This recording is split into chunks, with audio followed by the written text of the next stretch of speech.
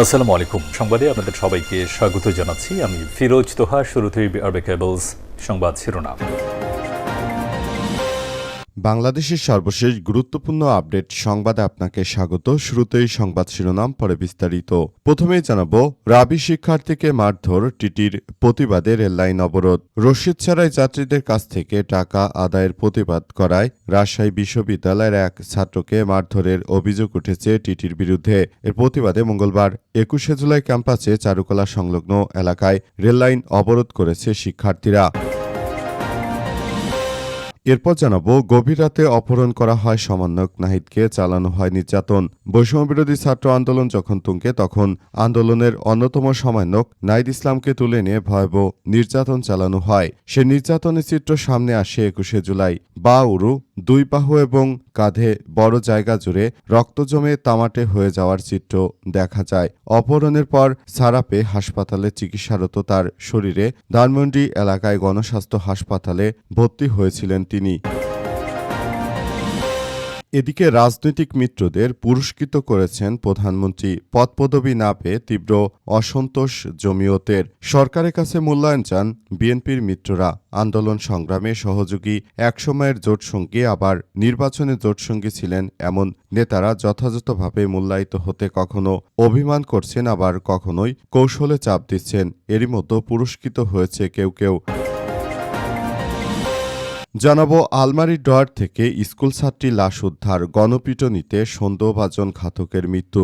সাতক্ষীরার কালীগঞ্জ উপজেলায় তৃতীয় শ্রেণীর এক ছাত্রী হত্যাকাণ্ডের ঘটনা ঘটেছে। এই ঘটনায় ক্ষুব্ধ জনতার গণপিটুনিতে সন্দেহভাজন এক নারী নিহত হয়েছে। আজ পুলিশ ঘটনাস্থল থেকে লাশ উদ্ধার করেছে। নিহত শিশুর নাম ফারজানা সুলতানা, বয়স ৯। এবং সর্বশেষ জানাবো, টানা ১০ রাত ধরে মার্কিন হামলা, জবাব দিচ্ছে ইরানও। ইরানে টানা ১০ম রাতের মতো বিমান হামলা চালিয়েছে যুক্তরাষ্ট্র। দেশটির সিরিক বন্দরে, আব্বাস কেশম দ্বীপ, চাবাহার এবং কোনারাক এলাকায় ব্যাপক বিস্ফোরণের খবর পাওয়া গেছে। এর জবাবে মধ্যপ্রাচ্যে অবস্থিত মার্কিন সামরিক ঘাঁটি লক্ষ্য করে পাল্টা হামলা চালিয়েছে ইরানের বিপ্লবী গার্ড বাহিনীর সদস্যরা। প্রিয় দর্শক, এতক্ষণ শুনছিলেন সংবাদ শিরোনাম, এবারে বিস্তারিত। তবে তার আগে বন্ধুরা, অনুরোধ থাকবে এই সংবাদটিতে একটি লাইক দিন। এই চ্যানেলে আপনি নতুন হয়ে থাকলে আমাদের সংবাদটি দেখতে দেখতে চ্যানেলটি সাবস্ক্রাইব করে রাখুন। কমেন্ট করে বন্ধুরা আপনার মূল্যবান মতামত জানিয়ে দিন আপনি বিশ্বের কোন দেশ থেকে বা বাংলাদেশের কোন স্থান থেকে আমাদের সংবাদটি দেখছেন এবং শুনছেন। আর বন্ধুরা, সংবাদটি আপনার সোশ্যাল মিডিয়া ফেসবুকে শেয়ার করে বন্ধুদেরও দেখার সুযোগ করে দিন। গাজা যুদ্ধে আপনি যদি নিরীহ ফিলিস্তিনিদের ভালোবেসে থাকেন বন্ধুরা, কমেন্টে ইয়েস লিখে পুরো বিশ্ববাসীকে আমাদের এই তাজা আপডেটটি দেখার সুযোগ করে দিন। এবারে বিস্তারিত।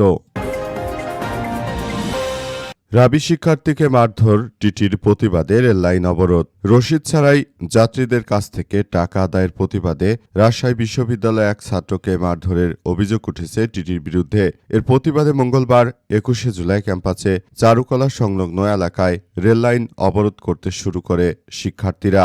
ফলে রাজশাহীর সঙ্গে সারা দেশের রেল যোগাযোগ বন্ধ রয়েছে। আজ দিবাগত রাত ৩টার দিকে এই ঘটনা ঘটে। আন্দোলনকারীরা এই ঘটনায় জড়িতদের শাস্তির দাবি জানিয়েছে।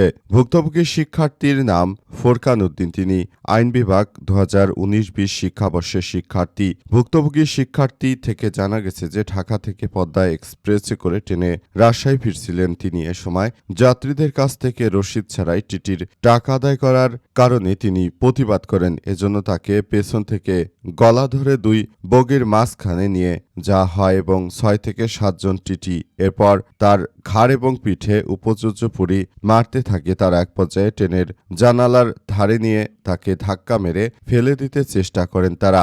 এই ঘটনার প্রতিবাদ জানিয়েছে শিক্ষার্থীরা। এই ঘটনা সুষ্ঠু বিচারের জন্য তারা ৪ দফা দাবি জানিয়েছে। সেগুলো হলো, অভিযুক্ত অপরাধীকে সশরীরে উপস্থিত করতে হবে। যেহেতু তিনি ঘুষ গ্রহণ করেছিলেন, তাই সেই অপরাধে তার প্রাতিষ্ঠানিক শাস্তি এবং স্থায়ী বহিষ্কার হবে। রেলে ভ্রমণকারী নাগরিকদের উপর হত্যাচেষ্টার কারণ রেল সংলগ্ন কর্তৃপক্ষ কর্তৃপক্ষ বাদী হয়ে তার বিরুদ্ধে আইনগত ব্যবস্থা গ্রহণ করতে হবে। ভুক্তভোগী শিক্ষার্থীকে ক্ষতিপূরণ প্রদান করতে হবে। ভবিষ্যতে তারা যেন এই ধরনের কোনো ঘটনা আর না ঘটাতে পারে সেজন্য সবাইকে আরও বেশি সচেষ্ট থাকতে হবে। সবাইকে বলে দিতে চাই যে কোনো মূল্যে এই ধরনের সন্ত্রাসী কার্যক্রম আসলে বন্ধ করতে হবে। যদি এটা বন্ধ করা না হয় তাহলে ভবিষ্যতে সবার জন্য আরও ভয়াবহ এক বিপর্যয়কর পরিস্থিতি অপেক্ষা করছে বলে জানিয়েছে রাজশাহী বিশ্ববিদ্যালয়ের শিক্ষার্থীরা। তারা বলছে যে তারা ঢাকার সঙ্গে রাজশাহীর যোগাযোগ একদম অচল করে দেবে।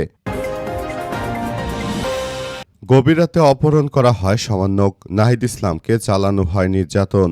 বৈষম্যবিরোধী ছাত্র আন্দোলন যখন তুঙ্গে তখন আন্দোলনের অন্যতম সমন্বয়ক নাহিদ ইসলামকে তুলে নিয়ে নির্যাতন চালানো হয়। সে নির্যাতনের চিত্র সামনে আসে ২১শে জুলাই। তার উরু, দুই বাহু এবং কাঁধে বড় বড় জায়গা জায়গা জুড়ে রক্ত জমাট বাঁধা থাকায় এই চিত্র সামনে আসে। অপহরণের পর সারা পেয়ে হাসপাতালে চিকিৎসারত তার শরীরে ধানমন্ডি এলাকায় গণস্বাস্থ্য হাসপাতালে ভর্তি হয়েছিলেন নাহিদ ইসলাম। সংবাদ মাধ্যমের কাছে অপহরণ এবং নির্যাতনের বর্ণনা দিয়ে ২০২৪ সালের ওই দিন নাহিদ ইসলাম বলেন যে ২ দিন আগে গভীর রাতে এক বন্ধুর বাড়ি থেকে সাদা পোশাকের একদল লোক তাকে তুলে নিয়ে শারীরিক ও মানসিক নির্যাতন করেছে। তিনি জানান যে শুক্রবার গভীর রাতে তুলে নেওয়ার পর রোববার ভোরে তিনি পূর্বাচল নির্জন একটি এলাকায় রাস্তার পাশে নিজেকে আবিষ্কার করেন। কোনোমতে একটি অটোরিকশায় করে তিনি বাসায় ফিরে আসেন। বাসায় থেকে তাকে হাসপাতালে ভর্তি করা হয়। অন্যদিকে ছেলে নাহিদ ইসলামের খোঁজে মা মমতাজ নাহার এবং বাবা বজরুল ইসলাম আগের দিন সারা রাত মিন্টু রোডে ডিবির গোয়েন্দা বিভাগের কার্যালয়ের সামনে বসেছিলেন। সেখানে বজরুল ইসলাম সাংবাদিকদের বলেছিলেন ডিবি তার ছেলেকে ধরে নিয়ে এসেছে কিন্তু স্বীকার করছে না। অপহরণের বর্ণনা দিতে গিয়ে সে সময় নাহিদ সাংবাদিকদের বলেন রাত ২:৩০-৩টার মধ্যে সাদা পোশাকের ২০ থেকে ২৫ জন লোক তিনি যে বন্ধুর বাড়িতে আত্মগোপনে ছিলেন সেখান থেকে তাকে ধরে নিয়ে গেছে। মূলত এই ধরনের কার্যক্রম চালিয়ে তৎকালীন সময়ে আওয়ামী লীগ শিক্ষার্থীদের এই আন্দোলনকে দমনপীড়ন করতে চেয়েছিল কিন্তু তারা সেটি সক্ষম হয়নি। রাজনৈতিক মিত্রদের পুরস্কৃত করছেন প্রধানমন্ত্রী। পদপদবি না পেয়ে তীব্র অসন্তোষ জমিয়তের। সরকারের কাছে মূল্যায়ন চান বিএনপির মিত্ররা।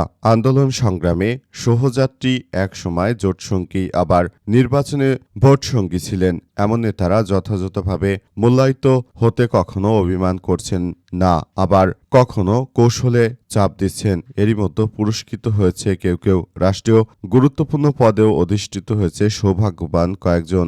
যারা হয়নি তাদের কেউ হতাশ, অনেকে আবার আশা ছাড়েননি। এমন পরিস্থিতিতে বিএনপি চেয়ারম্যান তারেক রহমান মান ভাঙানোর উদ্যোগ নিয়েছেন। গতকাল রাতে তিনি নৈশভোজে মিলিত হয়েছেন। এর আগে নিজ দল ছেড়ে ভোটসঙ্গী হওয়া রাশেদ খানকে বিশেষ সহকারী হিসেবে নিয়োগ দেন এবং আশাহত না হয়ে ধৈর্যের পরীক্ষা দিতে বার্তা দিয়েছেন তারেক রহমান। প্রাপ্তি অপ্রাপ্তির জটিলতার মধ্যে তারেক রহমান তিনি মূলত সবার উদ্দেশ্যে একটি বার্তা দিয়েছেন, আর সেটি হচ্ছে যে এই কার্যক্রমগুলো আসলে সবাইকে খুবই গুরুত্ব সহকারে দেখভাল করতে হবে। সবাইকে আসলে খুব সুন্দরভাবে কার্যক্রম চালিয়ে যাওয়ার প্রতি উদাত্ত আহ্বান জানানো হয়েছে এবং আরও বলা হয়েছে যে এই ধরনের ঘটনাগুলো আসলে আমাদের সবার জন্য খুবই গুরুত্বপূর্ণ একটি বিষয় হিসেবে আবির্ভূত হয়েছে।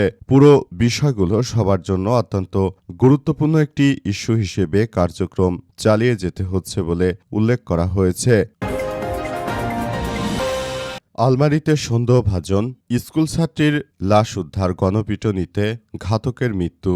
সাতক্ষীরার কালীগঞ্জ উপজেলায় ৩য় শ্রেণীর এক ছাত্রী হত্যাকাণ্ডের ঘটনা ঘটেছে। এই ঘটনায় ক্ষুব্ধ জনতা গণপিটুনি দিয়ে এক নারীকে হত্যা করেছে। রাতে পুলিশ ঘটনাস্থল থেকে লাশ দুটি উদ্ধার করেছে। নিহত শিশুর নাম ফারজানা সুলতানা, বয়স ৯। সে উপজেলার নলতা ইউনিয়নের কাজলা মাঝেরপাড় গ্রামের লতিফুদ্দিনের মেয়ে এবং কাজলা কাশিবাটি সরকারি প্রাথমিক প্রাথমিক বিদ্যালয়ের ৩য় শ্রেণীর ছাত্রী ছিলেন। গণপিটুনিতে নিহত নারীর নাম সুমাইয়া ২৬। তিনি ওই বিদ্যালয়ের এলাকার ঝালমুড়ি বিক্রেতা আমিরুলের স্ত্রী। পারিবারিক ও স্থানীয় সূত্র থেকে জানা গেছে যে সকাল 8:30টার দিকে ফারজানা প্রতিদিনের মতো বাড়ি থেকে বিদ্যালয়ে যায়। তবে বিদ্যালয় ছুটি হওয়ার পর সে বাড়ি ফিরে না আসায় স্বজনেরা বিভিন্ন স্থানে খোঁজাখুঁজি শুরু করে। কোথাও না পেয়ে বিষয়টি কালীগঞ্জ থানায় জানানো হয়। খবর পেয়ে কালীগঞ্জ থানার পুলিশের একটি দল ঘটনাস্থলে পৌঁছে স্থানীয়দের সঙ্গে শিশুটিকে উদ্ধার অভিযান শুরু করে। এক পর্যায়ে